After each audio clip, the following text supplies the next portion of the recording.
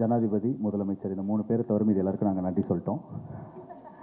கிட்டத்தட்ட இந்த லிஸ்ட்டு ரொம்ப பெருசு. பிகாஸ் ஒரு 4-5 வருஷம் இந்த டீமுக்கு வந்து ஒரு பயணம் இருக்குது. First time writer, first time director, first time cameraman. So இவங்க லைஃப்பில் நிறைய பேர் கான்ட்ரிபியூட் பண்ணியிருக்காங்க, இந்த படத்துக்கு நிறைய பேர் கான்ட்ரிபியூட் பண்ணியிருக்காங்க. ஸோ நான் ரொம்ப ரசிச்சுட்டு இருந்தேன் இந்த டைரக்டர் பேசும்போது. அஸ்வின் அந்த ரைட்டர் அவர் பேசினார். ஸோ அப்போ வந்து எஸ்ஆர் பிரபு என்கிட்ட சொன்னார், ஃபஸ்ட் ஸ்டேஜா அப்படின்னு கேட்டார். நான் சொன்னேன், ஆமாம் பாவம் பேச தெரியாது அப்படி சொன்னேன். அவனே ஒரு 1/2 hour தேங்க்ஸ் சொல்கிறான். ஏன்னா அவ்வளோ பெரிய ஜேர்னி இருக்குது எல்லாருக்கும். அண்ட் இப்போ எப்படி உட்காந்து ஃபர்ஸ்ட் ரோவில் இவங்க பேசுகிறத ரசித்தேனோ அதே மாதிரி இந்த லாஸ்ட் 1.5 years நான் இந்த படத்தை வந்து இவங்க எடுக்கிறத வந்து ரசிச்சிருக்கேன். பிகாஸ் நான் நடித்த ஒரு படத்தை இன்னும் 4 நாள் இருக்குது ரிலீஸ்க்கு, நான் இன்னும் பார்க்கவே இல்லை. அதுக்கு ரீசன் வந்து இவங்க மேலே இருக்கிற கான்ஃபிடென்ஸ், செமையாக பண்ணிடுவாங்க அப்படின்னு சொல்லிட்டு. Siddharth Vishwanath, thank you so much for giving me சொர்க்கவாசல்.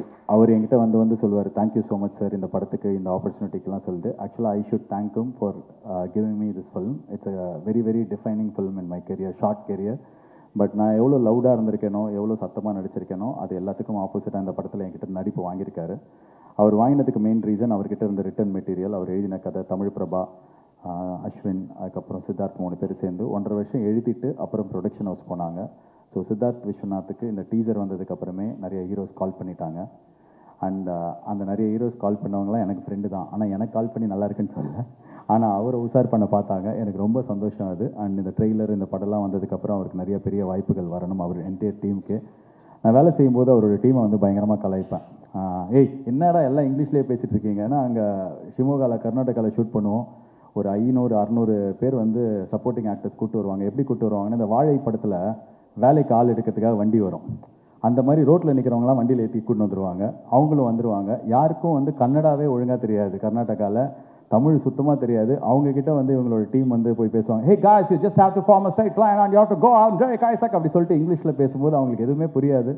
ஸோ அந்த டீமை நான் நிறைய கலாய்ப்பேன். குறிப்பாக அந்த ரஞ்சினின்ற அசிஸ்டன்ட் டைரக்டர், அவங்க வந்து இங்கிலீஷில் இப்படி பேசும்போது நான் டைரக்டர்கிட்ட போய் சொல்லுவேன், ஏப்பா டைரக்டர் சார், உங்கள் டீமில் என்னங்க இப்படி போய் பேசுகிறாங்க, நீ போய் அவங்ககிட்ட கரெக்டாக சொல்லிக் கொடுங்களேன் அப்படின்னு சொன்னால் இவர் போவார், what are you guys doing, she is talking like this in your understanding சொல்லிட்டு மொத்தமாகவே ஒரு இங்கிலீஷ் படம் பார்க்குற மாதிரியே இருக்கும்.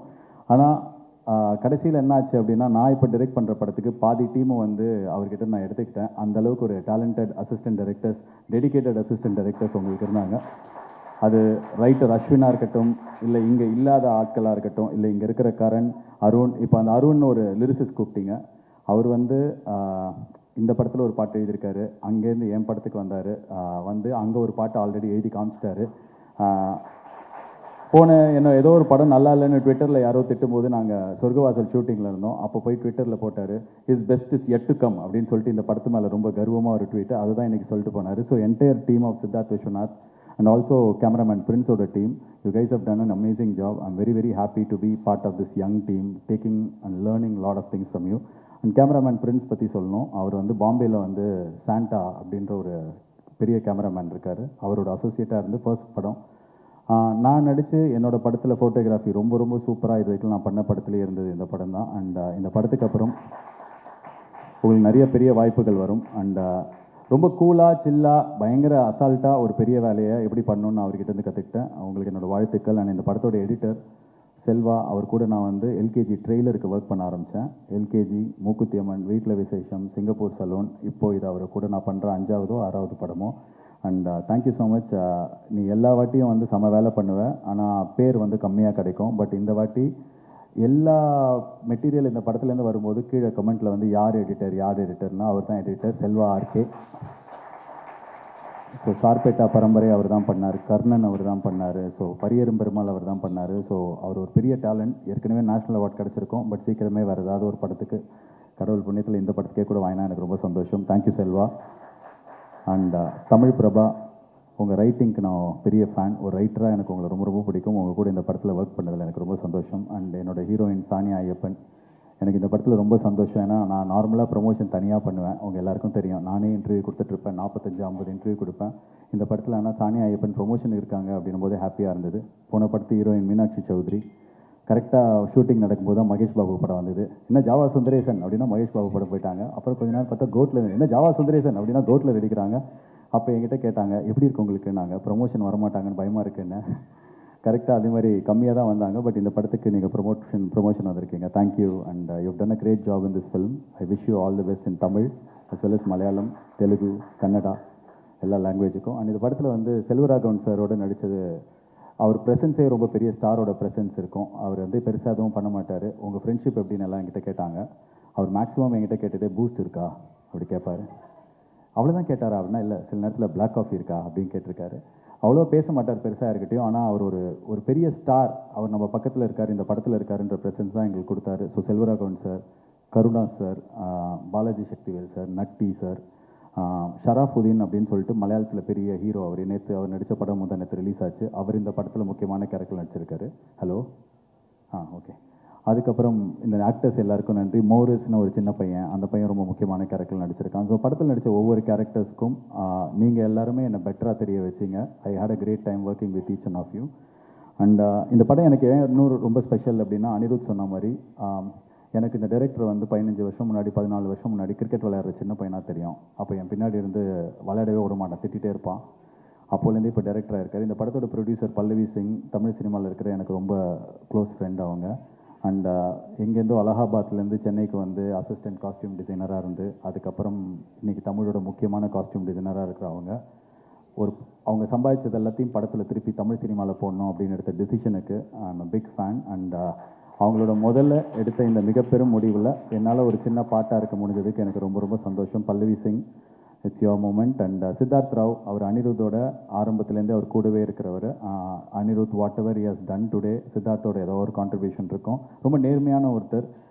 இன்றைக்கி சூர்யா சாரோட அந்த படம் நான் டைரக்ட் பண்ணுறதுக்கு ஒரு வாய்ப்பு வந்ததுக்கும் அவருக்கு ஒரு பெரிய பங்கு இருக்குது. So Siddharth and Pallavi Singh, thank you so much for producing this film. And also உங்களோட படத்தில் உங்களோட முதல் ஜேர்னியில் நான் இருக்கிறதுக்கு I'm very happy, very proud. And Siddharth ராவுக்கு இந்த வருஷம் தான் தலை தீபாவளிலாம் வந்தது, இப்போ தான் கல்யாணம் ஆச்சு. ஸோ அவங்களோட ஒய்ஃப் வந்து நிறையா ஹாப்பினஸ் அவங்களுக்கு இந்த படத்து மூலிமா கொண்டு வந்திருக்கிறாங்க. அண்ட் இன்னொரு விஷயம் சொல்லணும்னு நினச்சேன் யாரையை பற்றி, திங்க் ஸ்டுடியோஸில் ஸ்வரூப் இருக்கார். அவர் வந்து நிறைய படத்துக்கு ஃபண்ட் பண்ணுறாரு. எல்கேஜிலேருந்து என் கூட ஒரு படம் பண்ணோம் அப்படி கேட்டுனே இருந்தார். இந்த படத்தோட கதையை நைட்டு கேட்டு ஒரு 10-11 மணிக்கு நான் ஃபோன் பண்ண உடனே அடுத்த நாள் காலைல ஓகே சொன்னதுக்கு சந்தோஷ், திங்க் ஸ்டுடியோஸோட Swaroop and entire team, thank you so much. நீங்கள் ஒண்டி ஃபண்ட் பண்ணல, இதை வந்து ஆரம்பிக்கல அப்படின்னா இந்த ஃப்ளோவில் இது போயிருக்காது. ரொம்ப நன்றி சந்தோஷ். அதுக்கு மட்டும் இல்லாமல் for everything that you have done to my career so far. And Sridhar, Vinay Sridhar, Harish Ram and அனியோட என்டையர் டீம் அண்ட் சித்தார்த் விஸ்வநாத்தோட என்டையர் ஃப்ரெண்ட்ஸ் தான் இந்த படத்தோட சியர் லீடர்ஸ். எங்கே போனாலும் யாராவது வந்து இந்த படத்தை பற்றி நல்லா பேசியிருப்பாங்கன்னு பார்த்தா இவங்க தான் ஸ்லீப்பர் செல். போகிற இடத்துலாம் சொர்க்கவாசல் சூப்பராமே அப்படின்னு சொல்லிட்டு இவங்களில் யாராவது 2 சீன் பார்த்தா கூட ஃபுல் படத்தை பார்த்த மாதிரி எங்களுக்கு ஒரு பில்டப் கொடுத்தீங்க ஸ்டார்டிங்லேருந்து. அண்ட் தேங்க்யூ ஸோ மச் அனி friends and Siddharth friends. And இந்த ஈவெண்ட் எனக்கு ரொம்ப ஸ்பெஷல். இது வரைக்கும் நான் சினிமாவுக்கு வந்து தியாவாலை சிவகுமாரோட ஒரு 13 வருஷம் ஆச்சுன்னு நினைக்கிறேன். என்னோட ஒய்ஃப் வந்திருக்கிற முதல் ஈவெண்ட் இது தான். திவ்யா நாகராஜன் எங்கே இருக்காங்க அவங்கன்னு தெரில, போயிட்டாங்களான்னு தெரில. இருக்காங்க, ஓகே. ஏன்னா வீட்டில் 2 குழந்தைங்களை விட்டு வந்திருக்கோம். ஸோ அங்கே தான் ஹாய் ஒய்ஃப், ஃபஸ்ட் டைம் அவங்க ஒரு ஈவெண்ட்டுக்கு வந்திருக்காங்க. அண்ட் இது ஏன் இப்படி சொல்கிறேன் அப்படின்னா, இந்த மாதிரி தான் எனக்கு இந்த படமும் இருந்தது. ரொம்ப ஸ்பெஷல். நிறையா friends, I made lot of friends, lot of colleagues. Sorgavaasal பற்றி நார்மலாக படத்தை பற்றி நம்ம வந்து இன்றைக்கி பயங்கர ஜாஸ்தியாக சொல்கிறதுல எனக்கு எப்போவுமே உடன்பாடு இருந்ததில்லை. இந்த படம் நல்லா வந்திருக்கு, பார்த்தவங்களுக்குலாம் ரொம்ப பிடிச்சிருக்கு. ட்ரெய்லர் இன்றைக்கி வெளில போயிருக்கு, எல்லாருக்கும் பிடிக்கும்னு நினைக்கிறேன். அதே மூடில் தான் படமும் இருக்கும்.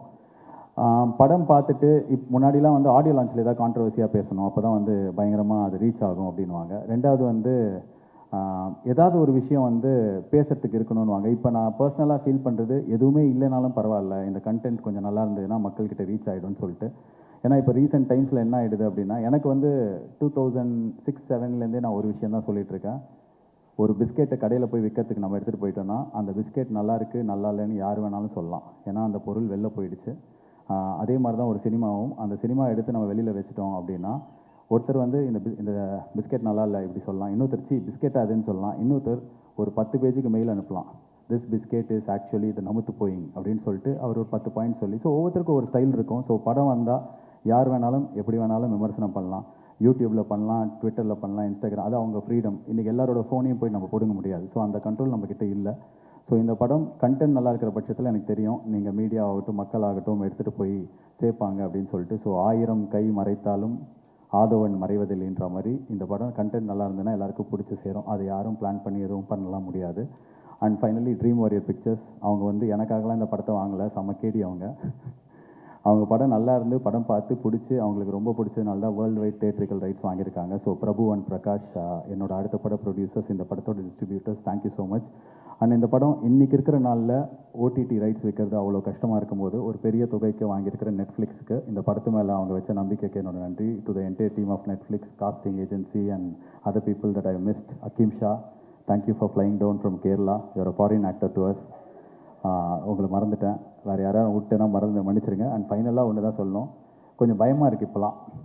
வெளியில் வந்து இந்தியன் ஃப்ளாக் இருந்தது, எடுத்து வச்சு இப்படி போஸ்ட் கொடுத்தோன்னே ஐயோ இதனால நம்மளை ஏதாவது பிராண்ட் பண்ணிடுவாங்களா, நம்மளை ஏதாவது சொல்லிடுவாங்களா, இந்தியன் ஃப்ளாக் தான், நம்ம இந்தியன் தானே அப்படின்னு தான் தோணுது ஃபஸ்ட்டு. ஆனால் டக்குன்னு வந்து ஏதாவது சொல்லிடுவாங்களான்னு சொல்லிட்டு, ஏன்னா இன்றைக்கி இப்போ நான் வந்து ட்ரெய்லர் நாளைக்கு வரப்போகுதுன்னு போஸ்டர் போடுறேன், கீழே வந்து என்னோட டிஸ்ட்ரிபியூட்டர் எஸ்ஆர் பிரபு மேலே இருக்கிற கோவத்தில் என்னை வந்து திட்டுறாங்க. என்ன எதுக்கு திட்டுறாங்கன்னு பார்த்தா அவர் மேலே இருக்கிற கோவத்தில் திட்டுறாங்க.